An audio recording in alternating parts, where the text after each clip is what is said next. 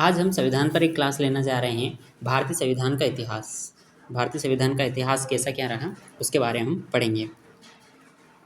देखिए, संविधान संविधान क्या है। संविधान को अगर हम छोटी सी लैंग्वेज में समझने की कोशिश करें तो यहाँ राज्य की विधायिका, कार्यपालिका, न्यायपालिका जैसे अंगों की स्थापना करता है। ठीक है। इसके अलावा इस प्रकार किसी देश के संविधान को उसकी ऐसी आधार विधि यानी कानून कहा जा सकता है जो उसकी राज्य व्यवस्था के मूल सिद्धांतों को निर्धारित करती है। ठीक है। वस्तुतः प्रत्येक संविधान उसके संस्थापकों एवं निर्माताओं के आदर्शों, सपनों और मूल्यों का दर्पण है। वह जनता की विशिष्ट सामाजिक, राजनीतिक और आर्थिक प्रकृति, आस्था और आकांक्षाओं पर आधारित होता है। यानी कि संविधान जो है वो किसी भी राज्य की विधायिका, कार्यपालिका और न्यायपालिका की स्थापना करता है। ठीक है। विधायिका वो जैसे संसद जो विधि बनाती है, कानून बनाती है। कार्यपालिका वो जो बनाए गए विधि और कानून को एग्जीक्यूट करती है, उसका पालन करती है। और न्यायपालिका, यदि विधायिका और कार्यपालिका से कोई गलती होती है तो उसका न्याय करने की शक्ति भी होती है। और वो किसके पास में होती है? हाई कोर्ट और सुप्रीम कोर्ट के पास में होती है। ओके। इसके बाद में भारतीय संविधान का निर्माण करने वाली संविधान सभा का गठन कैबिनेट मिशन द्वारा 1946, ये डेट याद रखनी है, 1946 को किया गया था तथा संविधान द्वारा इसे 26 नवंबर 1949 को अंगीकृत किया गया। और 26 जनवरी 1950 को पूरे देश में, पूरे भारत में इसे प्रभावी रूप से लागू कर दिया गया। जब इसे लागू किया गया था उस वक्त इसमें 22 भाग, 395 अनुच्छेद और 9 अनुसूचियाँ थी, जिसमें वर्तमान में 25 भाग, 448 अनुच्छेद और 12 अनुसूचियाँ शामिल हैं।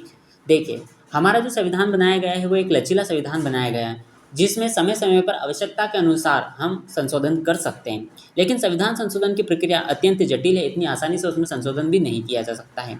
लेकिन देखिए, काफ़ी कुछ संशोधन हुआ है। 395 से हम 448 अनुच्छेद तक पहुँचे हैं। ठीक है। पहले जब संविधान निर्माण हुआ तो 9 अनुसूचियाँ थी, आज इसमें 12 अनुसूचियाँ शामिल हैं। भारत में नए गणराज्य के संविधान का शुभारंभ 26 नवंबर 1950 को हुआ और भारत अपने लंबे इतिहास में प्रथम बार एक आधुनिक संस्थागत ढांचे के साथ पूर्ण संसदीय लोकतंत्र बना। 26 नवंबर 1950 को भारतीय संविधान सभा द्वारा इसे निर्मित किया गया था। इसका मतलब ये देखो, 26 नवंबर 1949 को क्या हुआ था कि संविधान सभा में जितने भी लोग मौजूद थे, जैसे 284 सदस्य उस समय मौजूद थे, इन लोगों ने हस्ताक्षर किए और अपनाया कि यहाँ जो संविधान बना है सभी वर्गों के लिए, सभी जातियों के लिए, सभी समुदाय के लिए समानता रखता है और हम इसे स्वीकार करते हैं। देखो, स्वीकार करना एक अलग चीज़ है, साइन कर उसे स्वीकार करना है, लेकिन लागू होना एक अलग चीज़ होती है। तो लागू 26 जनवरी 1950 को हुआ था, लेकिन बनकर तैयार और हमारे संविधान सभा के सदस्यों द्वारा स्वीकृत जो इसे 26 नवंबर 1949 को कर लिया गया था। तो ये बात आप लोगों को जरूर ध्यान में रखना है। इसके बाद में देखिए, भारत की संविधान सभा का चुनाव भारतीय संविधान की रचना के लिए किया गया था। ठीक है। संविधान सभा का क्यों किया गया था? संविधान निर्माण के लिए किया गया था। ब्रिटेन से स्वतंत्र होने के बाद में संविधान सभा के सदस्य ही प्रथम संसद के सदस्य भी बने। इंपॉर्टेंट बात है। देखिए, जो संविधान सभा के सदस्य थे तो प्रथम जो हमारी संसद बनी उसके सदस्य भी कौन बने? फिर वो रह गए। पहली बार संविधान सभा की मांग जो की थी 1895 में, ये याद रखना, पहली बार जो संविधान की मांग की गई थी 1895 बाल गंगाधर तिलक ने उठाई थी। और अंतिम बार, पांचवी बार 1938 में नेहरू जी ने संविधान सभा बनाने का निर्णय लिया था। संविधान सभा के सदस्य के वयस्क मताधिकार के आधार पर, वयस्क मताधिकार क्या? ठीक है, जो हम वोट डालते हैं, कौन डालता है वोट? 18 वर्ष से अधिक आयु के लोग जो हैं मतदान कर सकते हैं ना, वो वयस्क मताधिकार के आधार पर अप्रत्यक्ष रूप से निर्वाचित हुए थे। अप्रत्यक्ष रूप का मतलब क्या हुआ? देखिए, जब हम स्वयं, जैसे हम हमारे विधायक का चुनाव करते हैं, हमारे लोग सांसद का चुनाव करते हैं, तो हम डायरेक्ट जाते हैं, वोट डालते हैं। लेकिन अप्रत्यक्ष वो कि हम अपने किसी प्रतिनिधि को बोलते हैं कि भैया हमारा ये प्रतिनिधि जा रहा है और ये जो हमारे लिए कहेगा वो हमारे लिए सही रहेगा। तो कुछ लोगों का एक प्रतिनिधि होता है और प्रतिनिधि वहाँ पर जाता है और वो उन लोगों की तरफ से चुनाव लड़ता है या चुनाव करता है किसी व्यक्ति का, तो वो अप्रत्यक्ष चुनाव कहलाता है। जिसका चुनाव जुलाई 1946 में संपन्न हुआ। बंटवारे के बाद कुल सदस्य 390 में से भारत में 299 रह गए। देखो, 3 जून 1947 को माउंटबेटन ने पाकिस्तान अलग राज्य की घोषणा कर दी थी, जिससे 90 सदस्य संविधान सभा से उठकर अलग चले गए थे। तो 90 थे, तो 90 चले गए, तो हमारे पास में 299 ही रह गए, जिसमें 229 चुने हुए थे, 229 तो चुने हुए थे, वहीं 70 मनोनीत थे। ठीक है, जिसमें कुल महिला सदस्यों की संख्या 15 थी और अनुसूचित जाति की जनसंख्या 26 थी और अनुसूचित जनजाति की संख्या 33 थी, 33 थी। संविधान सभा की स्थापना की बात करें तो 6 दिसंबर 1946 को हुई थी। भंग इसे 24 जनवरी 1950 को कर दिया गया था। पहले इसका नाम इंपीरियल लेजिस्लेटिव काउंसिलिंग था और आज इसका नाम भारतीय संसद है। ठीक है, और अस्थायी अध्यक्ष जो थे इसके बने थे वो डॉक्टर सच्चिदानंद सिन्हा बने थे, जो कांग्रेस पार्टी से बिलोंग करते थे। आगे चलिए देखिए, इसकी पृष्ठभूमि समझते हैं कि पृष्ठभूमि क्या रखी थी, क्या कारण हुआ था कि अचानक ब्रिटिश सरकार को देश को स्वतंत्र करने की आवश्यकता आन पड़ी और संविधान का निर्माण करने का उन्होंने सोचा। देखिए, द्वितीय विश्व युद्ध की समाप्ति के बाद जुलाई 1945 में ब्रिटेन में एक सरकार बनी। इस नई सरकार ने भारत संबंधी अपनी नई नीतियां घोषणा की तथा एक संविधान निर्माण करने वाली समिति बनाने का निर्णय भी लिया। भारत की स्वतंत्रता के प्रश्न का हल निकालने के लिए ब्रिटिश प्रधानमंत्री इटली ने कैबिनेट के 3 मंत्री लॉरेंस, क्रिप्स, अलेक्जेंडर, ये 3 नाम हमें जरूर याद रखने, बहुत बहुत बहुत इंपॉर्टेंट है ये। ठीक है, लॉरेंस, क्रिप्स और अलेक्जेंडर को भारत भेजा। मंत्रियों के इस दल को कैबिनेट मिशन कहा गया।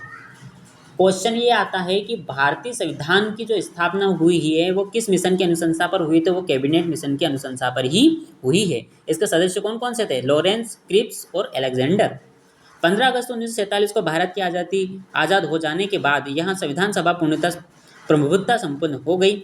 इस सभा ने कार्य 1 दिसंबर 1946 से आरंभ कर दिया था।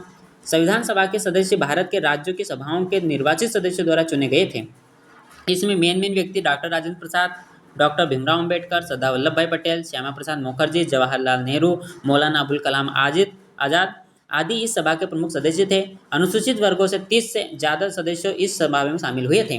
सच्चिदानंद सिन्हा इस सभा के प्रथम सभापति थे, किंतु बाद में डॉक्टर राजेंद्र प्रसाद को सभापति निर्वाचित किया गया। डॉक्टर भीमराव अंबेडकर को निर्मात्री समिति का अध्यक्ष चुना गया। संविधान बनने में 2 वर्ष 11 माह 18 दिन का समय लगा और इसमें कुल 114 बैठकें हुई।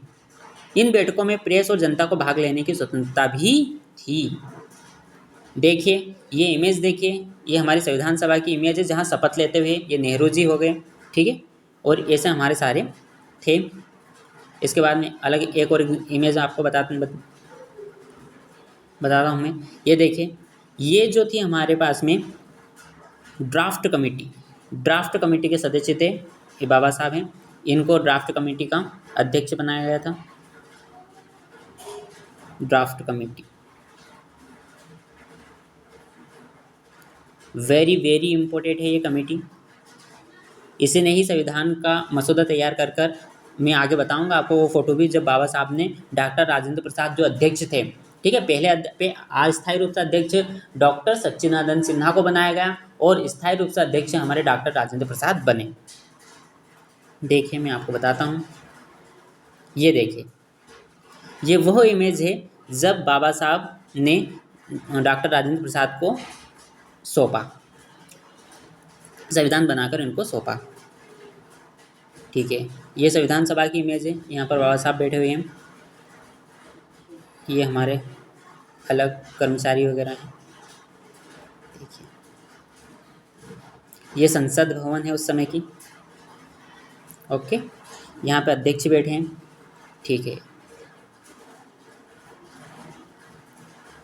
ये देखिए, जो पहले हमारा जो साइन था, प्रतीक चिन्ह था, वो ये वाला था, ऐसा बनाया था हमने। ठीक है, अब हम जानते हैं, अब हमारा जो इंडिया का लोगो है वो अलग है, पर उस समय इस टाइप का लोगो था। ठीक है, कॉन्स्टिट्यूट असेंबली इंडिया, ये लोगो बना था। ये उस समय का लोगो है। देखिए, कुछ बातें यहाँ पे इम्पोर्टेंट है। 6 दिसंबर को तो फर्स्ट मतलब कॉन्स्टिट्यूट असेंबली एस्टेब्लिश, मतलब स्थापना हो चुकी थी। 6 दिसंबर 1946 को क्या हो गया था? स्थापना हो चुकी थी। किसकी? हमारी असेंबली की, संविधान सभा की। 9 December 1946 the constitute assembly met for the first time in the constitute assembly, मतलब पहली बार असेंबली हॉल में मिले थे, पहली बार 9 दिसंबर 1946 को। ठीक है, 11 दिसंबर को क्या हुआ, 11 दिसंबर 1946 को doctor Rajendra Prasad elected president of constitute assembly. ठीक है, इनको बना दिया गया था, अध्यक्ष बना दिया गया था डॉक्टर राजेंद्र प्रसाद को 11 दिसंबर 1946 को। 22 जनवरी 1947 the objective resolution was accepted unanimously. इसके बाद में 22 जुलाई 1947 the constituent assembly accepted the tricolour as a national flag. National flag को अपनाया गया था 22 जुलाई 1947 को। बहुत बहुत इंपॉर्टेंट है।